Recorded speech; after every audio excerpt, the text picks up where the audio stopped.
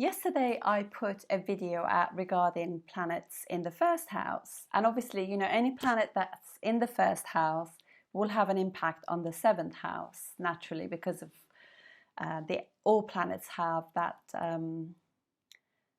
aspect, if you like. If they're in one house, they always impact their house right opposite them, which is 7 houses away. And before I start, I just wanted to say thank you, Daniel, for suggesting the microphone. I am a bit of a technophobe. I haven't got a clue about these things, so I hope the sound is better. So thank you, Daniel, for the recommendations. Anyway, so yesterday in the other video about the first house, planets in the first and 7th houses, I kind of didn't speak about Rahu Ketu, which some people did kind of commented about, which is fair enough, yeah. So just wanted to say that obviously if you have Rahu in the first house, then you have Ketu in the 7th house. So you have been reincarnated in this lifetime to do things for you, to get to know yourself. It's kind of like a self-knowledge, self-awareness journey this time. So these people have a very big personality, having Rahu in the first house. And clearly, obviously, you want to know that Rahu Ketu are just shadowy planets. They don't really have substance. So a lot of the confidence that they actually portray to the world is not real. So they are kind of learning about themselves in this lifetime. Because obviously in the previous lifetime, it was all about relationships and other people, partnerships. So in this lifetime, they're just kind of getting to know themselves and who they are and what they like, what they don't like. So it's like a really slow progress thing to actually get to know themselves. They will be magnetic. They'll have this larger than life personality. And they will be fun to be with, because Rahu is actually quite a fun planet, particularly if it's not kind of afflicted by malefics, and it's got like if it's got like good it's sitting in Mercury houses because he works there, or even actually Venus houses as well.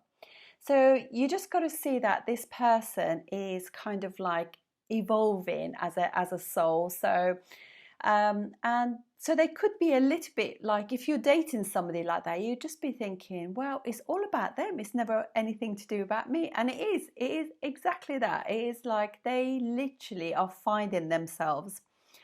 And you can kind of see these kind of things in people who have that in their charts. A lot of very famous people actually have Sun with Rahu or Moon with Rahu.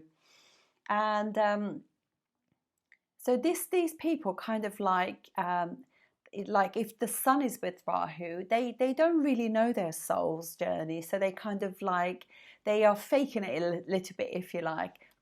Donald Trump will be the perfect person for this, because he has got this magnetic personality. He's got this aura about himself. He's completely unaware of other people. Sometimes when you listen to him, you kind of think, did he really say that? And I'm not criticizing him or anything like that, but he can't help it. He's literally finding out about his soul. But anyway, if you have Rahu in the first house, you are obviously that really, you have this insatiable thing about like being famous, being noticed. I'm here, I've arrived, notice me kind of person. And they kind of like live on the ego a little bit as well. And this kind of thing gets, as they get to know themselves, as they get older, it gets better and better actually. So, and particularly if Rahu is very close to the degree of the Ascendant, the person really needs to find themselves, because Rahu is putting this shadowy, smoky thing on them. And it will take a while before they get to know themselves. So therefore, they're not authentic with others because they don't really know themselves. So you don't want to be judging them, because honestly, I think this is the very important thing to realize. We are all living through our karmas, and some of us have got great karmas, and some of us are just, working through some difficult ones. If you have Rahu in the first house, so therefore you have Ketu in the seventh house, so it just means that you have done a lot of relationships before. You've lived through relationships, and in this lifetime, really, obviously, you're doing more. The more you do of the Rahu things, the happier you will be, because that's naturally why you were reincarnated. In relationships, these people can be very distant, unavailable, really, and they don't even realize they do that. This is the thing. So you mustn't judge these people, or if it's you, don't be judgmental of yourself, because there could be a lot of guilt through this, particularly with the Ketu part. So yeah, so there's this detachment that goes with Ketu. So they want to be in a relationship, but when they're in a relationship, they're not really in it, because they got one foot in the other world. They literally always there's almost like there's a looking back thing all the time, reassessing that. So yeah, these people can be a little bit kind of like dissatisfied in relationships, but want to be in a relationship. So you got to be authentic with yourself and actually have the conversations with your partner, because if you really love your partner, and rather than keep chopping and changing relationships, it's really good to actually work through and see how you're coming across. And with the help of your partner, you will find that. And even though people say these things sometimes really, excuse me, it could be really very much to do with the dispositor of Rahu and Ketu, because if they are strong, then actually the axis is quite strong.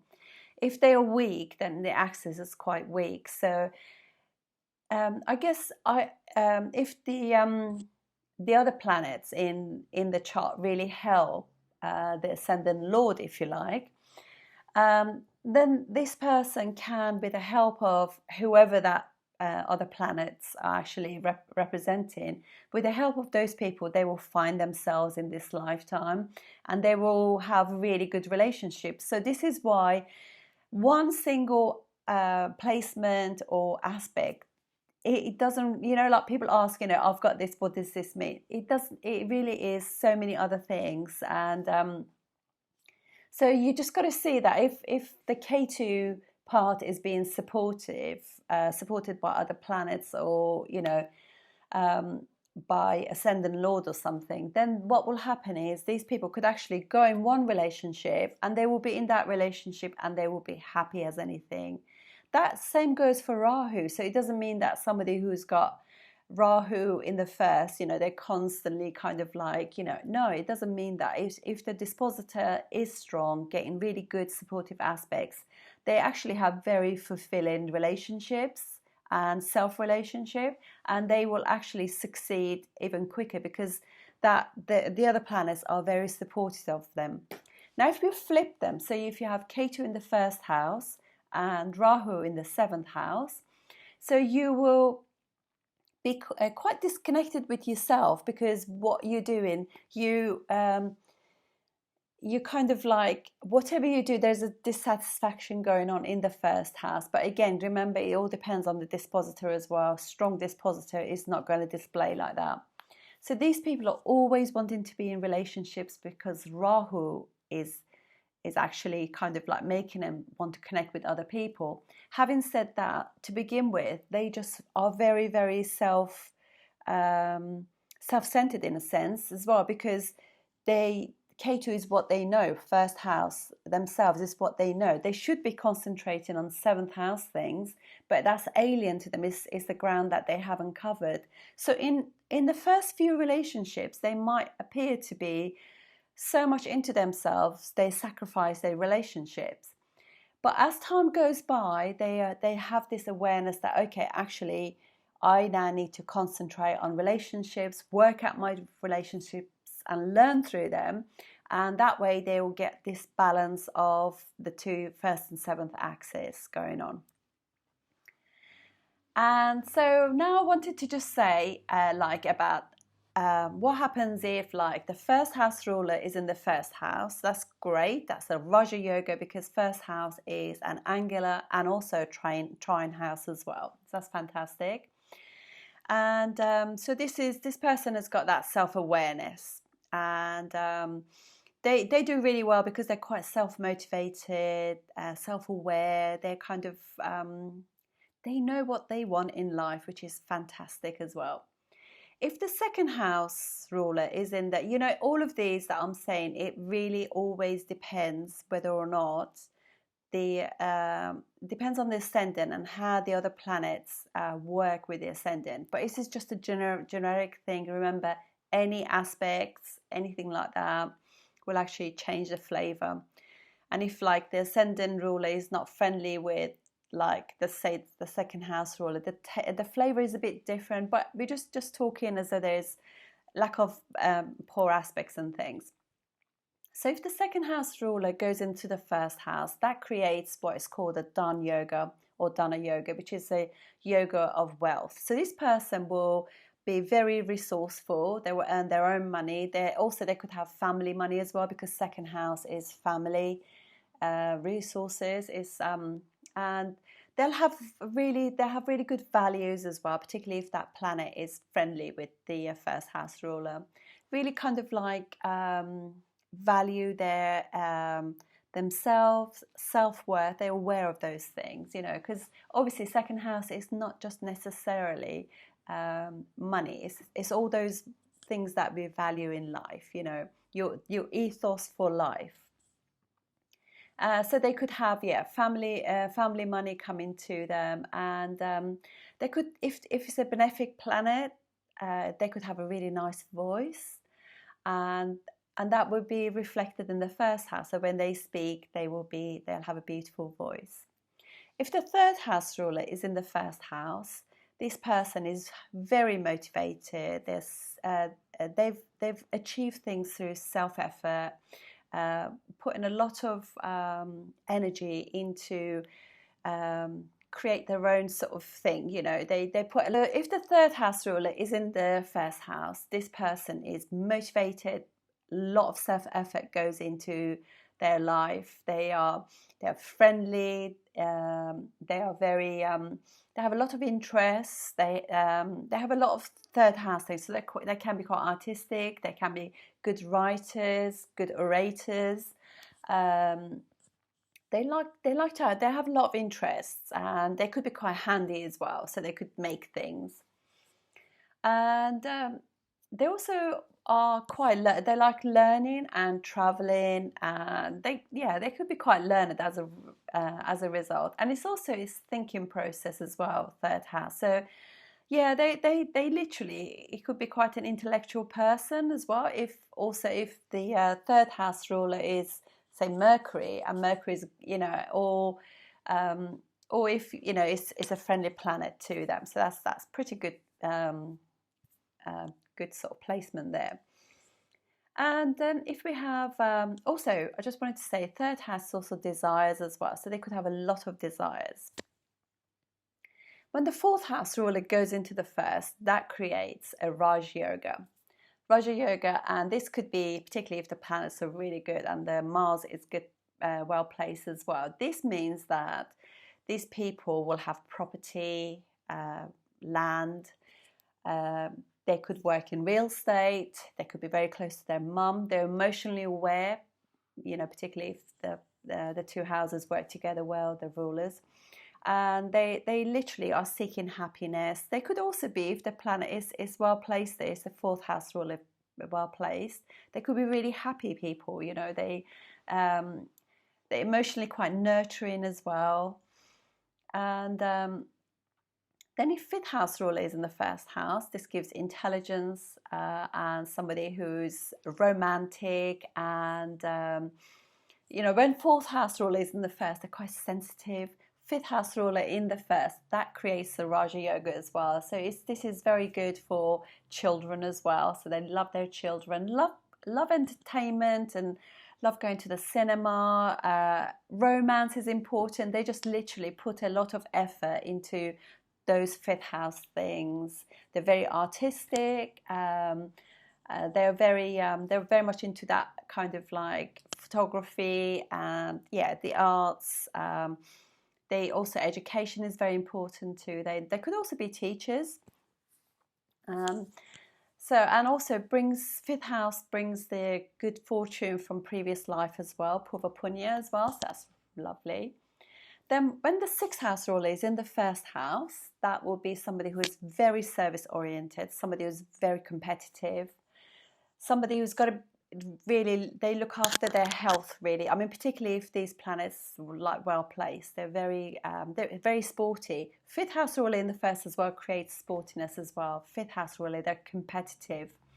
So again, it's particularly if the planets worked well together, they can actually they're very sporty and competitive. They are very much into health, nutrition, service. They're close to their aunts and uncles, but they could create their own accidents and arguments and obstacles as well. They might have a life that they have to deal with those sort of things. But if they're well placed, then it could be somebody who is there to serve others, and they are very self-sacrificing. And it's always good when you have this sort of placement to be aware, to look after yourself, and don't take on more than you need to. And also, I would really say, as sixth house ruler in the first, practice self-love first. Really work on self-love and get your constitution strong, because obviously sixth house is also sickness, so you want to just like be aware that you're not reading too much into things, because I think sometimes when sixth house is, particularly if it's weak, these people just like, they overthink things, and they don't really digest life, because they kind of, because sixth house is also digestive system, but because it's ruled by Virgo, but but you got to just think, it's not just necessarily digesting food, it's also digesting life. Are you just taking on too much? Are you taking on another loan and getting yourself into debt? So just be aware of these things. When you have these sort of placements, be aware. But on the positive side, most really, really good sports people, they have that. They can even be competitive with self, if you like. So highly competitive placement. So you can use that kind of competitiveness in sports, if you like. Seventh house ruler in the first house, so you're very, very much about relationships with others. You kind of like, relationships can little bit define you. So you could also be, if the placements are good, you could be very good at commerce, business, and partnerships, things like that as well. You could live abroad, because seventh house is going, living abroad. And then it's also your image of your work seen through the seventh house as well, how you deal with the outside world, if you like. Eighth house ruler in the first, so you could have an inheritance. You could be very close to your in-laws. You could be a fantastic researcher. I think this energy will be just like so good if you use eighth house in that. They will be fantastic astrology, the occults, yoga, all those disciplines are really good for the eighth house things. And eighth house also means that the person can be prone to accidents, so they have to not be so impulsive, and could be very sexy as well. House of sex, like when we were saying about the sixth house is also enemies. Eighth house could be secret enemies as well, so you just got to be careful, and when you have these placements, use the energy in a different way.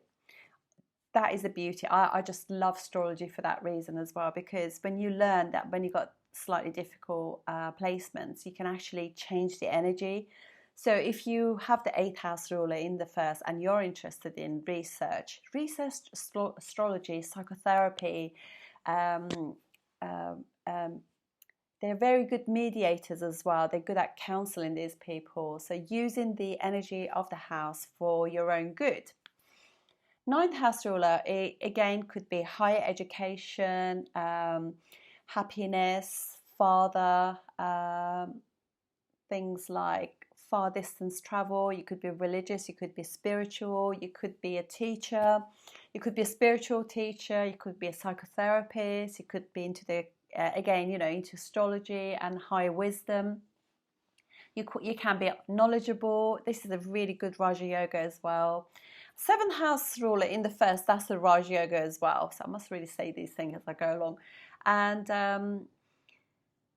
also ninth house is a trine house. It's a really, really good Raja Yoga. It's really good Dhan Yoga as well. And also fifth house rule in the first is Dhan Yoga as well. Whenever second, 11th house, first, fifth and nine are kind of connected, that also creates a Dhan Yoga of wealth as well. So you will actually create that because it's in the first house. So yeah, so these people could be very close to their dad. They love higher education. They love cultures. They love to travel. They're just wise, you know, wise souls. And then obviously, you know, they could obviously, their father could be religious as well, or it could be an educator, things like that. So, and 10th house is, when the 10th house ruler is in the first, that's obviously Raja Yoga. And it just means that that person creates their own career, their own work, and their work defines them.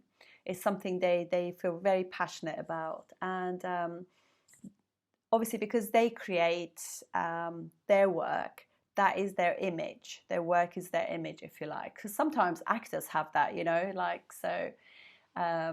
And so this will be really good. They're actually here to work through their karmas that they have, because 10th house is your karmas on the world. So they're actually paying that off through themselves, work that they created.